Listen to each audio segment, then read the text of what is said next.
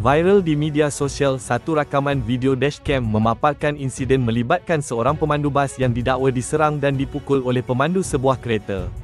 Menurut makluman awal, kejadian dikatakan berpunca daripada rasa tidak puas hati selepas kereta pemandu terbabit dilanggar. Bagaimanapun, tiada maklumat penuh mengenai insiden termasuk lokasi tepat kejadian kerana setakat ini masih belum ada sebarang kenyataan daripada mana-mana pihak berhubung insiden.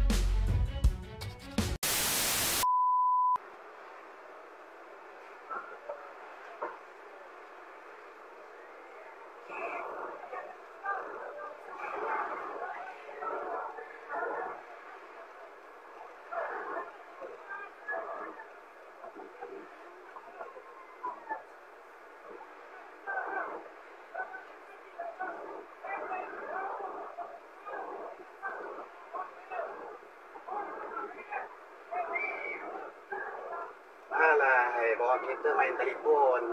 Kena langgar, marah orang bawa kayu. Kau bawa kayu siang kau.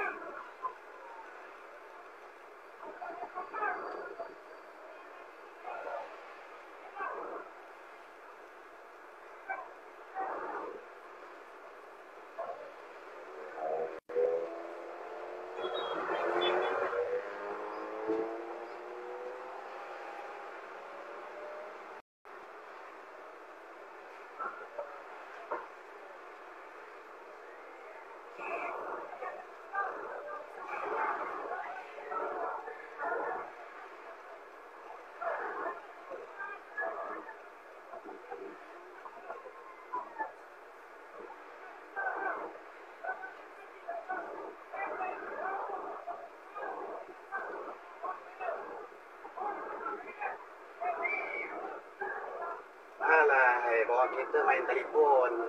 Kena langgar, marah orang bawa kayu. Kau bawa kayu siang kau.